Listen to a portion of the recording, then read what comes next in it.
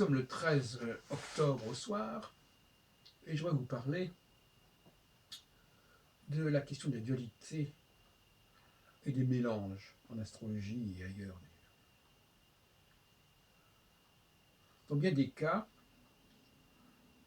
une situation est le résultat de deux phénomènes qui se sont croisés.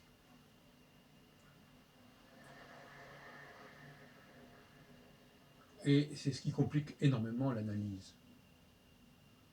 Le piège, c'est de ne pas voir ce phénomène de croisement, d'amalgame, et de croire que l'ensemble est d'un seul tenant, et de vouloir justifier l'ensemble tel qu'il est, comme ayant une sorte de légitimité structurelle. C'est un piège dans lequel beaucoup de chercheurs en astrologie, comme Patrice Guinard et moi-même, dans ma jeunesse, quand j'ai même, je pense que dans Clé pour l'astrologie, en 76, il y a 40 ans, j'avais un petit peu ce travers, probablement, consiste à ne pas introduire de la diachronie. Vous savez qu'un des grands reproches qu'on a fait au structuralisme, c'est l'absence de présence diachronique.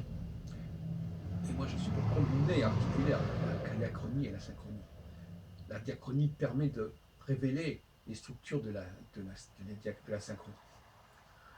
Donc, dans le cas du thème astral, la plupart des astrologues diront que c'est un ensemble d'un seul tenant. Or, moi, je dis exactement le contraire. Je dis que le thème astral porte et la combinaison entre deux écoles d'astrologie qui se croisent et qui se combinent. C'est intéressant parce qu'effectivement, il est la trace de cette dualité. Parce que ce qui est intéressant, voyez-vous, c'est que quand il y a des phénomènes de syncrétisme, de mélange comme ça, l'avantage, c'est que c'est très utile pour l'archéologie du savoir. Parce que ça permet de comprendre qu'à un moment donné, il y avait deux facteurs qui étaient séparés. Donc ça permet de remonter largement plus en arrière, qui se sont séparés, et puis après qui se sont rejoints. D'ailleurs, cette dialectique de la conjonction et de la séparation est une dialectique absolument fondamentale dans le fonctionnement des sociétés, et c'est un principe épistémologique majeur que d'appréhender la question de la conjonction et de la séparation, qu'on appelle ainsi ou autrement. Donc, je dirais que le thème astral comporte deux facettes. La facette des maisons astrologiques, qu'a bien exploré Michel Gauquelin à sa façon, c'est-à-dire que l'on ne tient pas compte de la progression des planètes sur l'écliptique, on tient compte de la progression des planètes sur ce qu'on appelle le cycle diurne, le mouvement diurne. Et donc, de l'autre côté, nous avons une astrologie cyclique, zodiacale, marquée par l'écliptique, et qui tient compte, qui a une temporalité, et qui étudie l'évolution des planètes dans le ciel d'une période à l'autre. Revenons sur cette présentation un peu brève. Soit on fait effectivement une astrologie rotationnelle, c'est-à-dire où tous les facteurs peuvent se trouver en une seule journée dans les 12 positions, ou les 8 si on préfère, si on est favorable à une division en 8, autotopos, etc., ou autotropos, comme le propose Patrice Guinard, par exemple. Donc à ce moment-là, on va s'intéresser à la position de la planète qui se lève, qui correspond un peu à l'ascendant d'une certaine manière, ou qui culmine.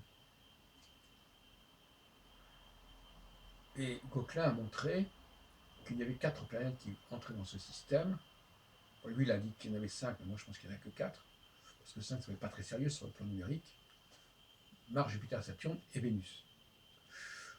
Ajouter la Lune, ça me paraît un petit peu fantaisiste, parce que la Lune, ça n'a rien à voir avec les planètes. C'est un corps qui était connu bien avant qu'on connaisse les planètes. Et donc, il a sa propre dynamique avec le Soleil.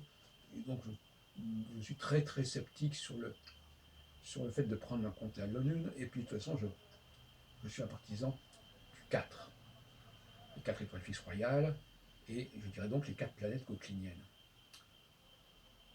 Et puis de l'autre côté, donc là, effectivement, c'est ce qu'on appelle, ça rejoint un peu ce que Bourdieu dit sur les problématiques de classement. L'humanité a envie de classer, de catégorier. C'est pour ça que je parle d'astrologie catégorielle. Donc l'astrologie catégorielle, c'est l'astrologie des maisons astrologiques. Alors, on dirait que par la suite, évidemment, les significations des maisons astrologiques, ça c'est un autre problème encore, dont j'ai parlé d'ailleurs il y a déjà un certain temps, en montrant que les dénominations des 12 maisons sont largement inspirées du livre 3 et 4 de la Tétrabible. Non pas qu'il parle de ces notions comme étant des maisons astrologiques, mais il propose une sorte de vadémécum, de protocole, d'expérience, qui donne une liste de choses à vérifier, qui ont été, à mon avis, reprises totalement par ceux qui ont désigné les maisons astrologiques et qui les ont nommées. Rappelons que d'ailleurs, ces maisons astrologiques avaient d'autres noms autrefois, et par exemple la bonne déesse, etc. Enfin, des noms comme ça qui existaient et qui ont été remplacés par les noms classiques, la maison des frères et sœurs, la maison des mariages, etc. Je ne reviens pas là-dessus. Et dans le même système astrologique, alors évidemment, il y a ceux qui utilisent comme Roger Hickey, il le fait à la suite de quelqu'un comme Henri Gouchon, par exemple, qui était un grand avocat des directions primaires, ou même à la limite comme Naine Rouillard, qui a également répandu la notion de direction secondaire, je crois, ou symbolique, enfin peu importe. Enfin, ça existe, cette notion-là. Donc ça, ce sont des directions qui ne correspondent pas à la réalité astronomique et qui ont pu se greffer sur cette astrologie euh, catégorielle. Et puis nous avons de l'autre côté une astrologie plus tardive, probablement, ou peut-être pas, c'est pas certain, qui, elle, s'intéresse à l'écliptique, qui s'intéresse à une seule planète, puisque la diversité n'est plus dans l'espace, il ne s'agit plus d'occuper un espace, mais un temps. Donc, pour occuper un espace, il faut 4 facteurs, par exemple, mais pour occuper un temps, il suffit d'un seul facteur, dont on va décliner, j'emploie le mot à dessein, puisque en grammaire, on décline, on conjugue, on va décliner sur différentes phases, donc il suffit d'un seul facteur, comme on le fait d'ailleurs avec le Soleil. Quand on dit que le Soleil est dans tel et tel signe, et bien on décline le Soleil dans 12 signes. Et bien quand je dis que Saturne est important, et bien je décline Saturne à travers l'écliptique. Et je n'ai pas besoin de 36 planètes pour ça. Et dans la pratique astrologique actuelle, le système des transits, précisément, est une sorte d'amalgame, comme ça, où on prend les planètes dont on connaît les positions réelles, et on les relie avec le thème natal. Donc, voyez-vous, vous comprenez ce que je veux dire? C'est-à-dire qu'en fin de compte, ce thème natal, c'est une espèce de mosaïque astrologique, de syncrétisme astrologique, où on combine plusieurs formes d'astrologie, plusieurs angles d'approche de l'astrologie. D'un côté, les maisons astrologiques, de l'autre côté, les signes zodiacaux, ou les constellations, comme on voudra, peu importe. Et tout ça, ça donne un seul et même objet, qui est le thème natal.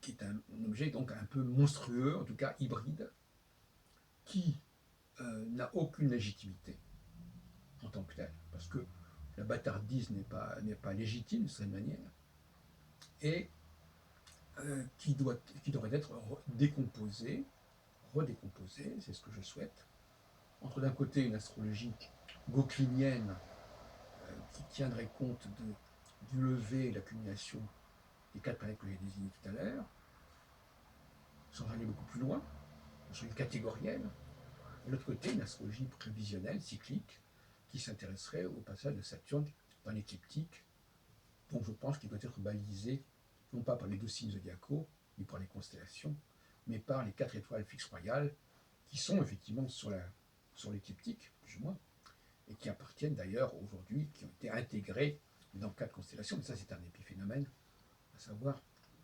Aldébaran pour la constellation du Taureau, Régulus pour la constellation du Lion, Antares pour la constellation du Scorpion, et Fomalo pour la constellation du Poisson austral, qui est dans la continuité de la constellation du Verseau. Bon, voilà donc ce que je voulais vous dire. Je crois que il est clair que cette situation actuelle, qui est une situation hybride, confuse, doit laisser la place à autre chose.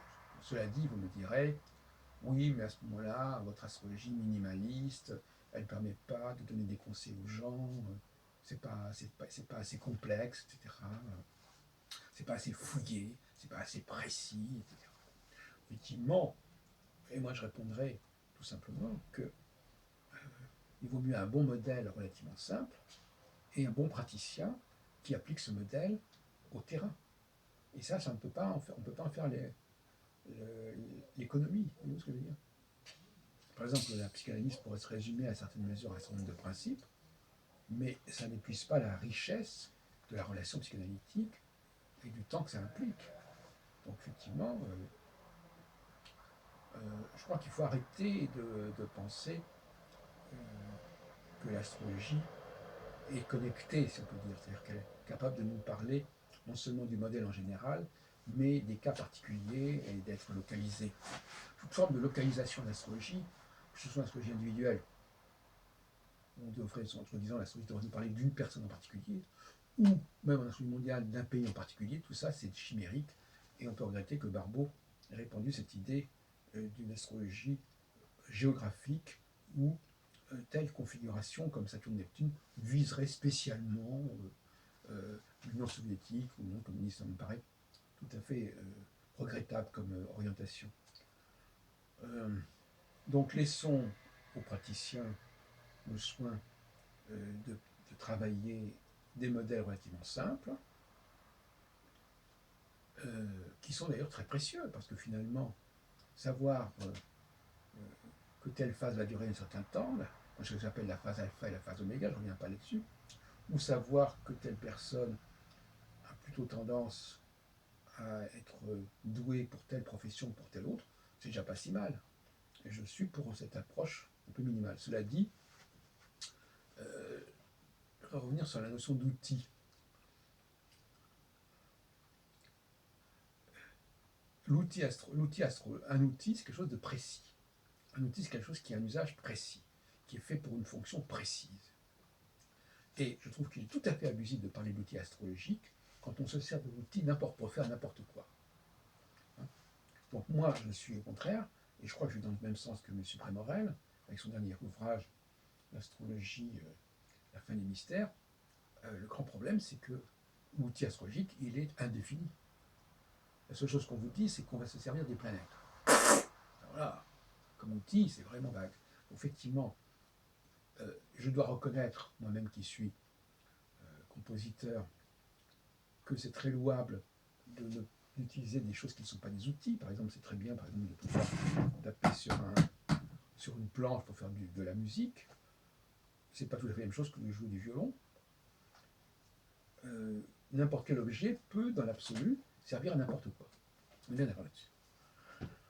Donc, effectivement, moi, personnellement, autant au niveau de la créativité, je suis pour une certaine liberté par rapport à l'outil, je suis pour des outils qui ne soient pas des vrais outils, ce qu'on appelle l'instrumentalisation, c'est-à-dire qu'on fait de n'importe quoi un instrument, mais dans le domaine de l'astrologie, qui, à mon avis, est une discipline très rigide, très rigoureuse, il est quand même souhaitable de parler d'outils. Et ce que je viens de vous dire à propos du thème astral, dans sa formulation actuelle, avec cette floraison, cette profusion de facteurs, c'est pas un outil. Et non seulement c'est pas un outil parce qu'il y a une profusion de facteurs, mais c'est pas un outil non plus parce qu'on l'utilise pour n'importe quoi. Donc là, voyez-vous, là je propose quand même de recentrer un peu les choses et de réellement établir et constituer des véritables outils astrologiques et non pas une espèce de choses qu'on peut malaxer dans n'importe quel sens pour n'importe quel usage.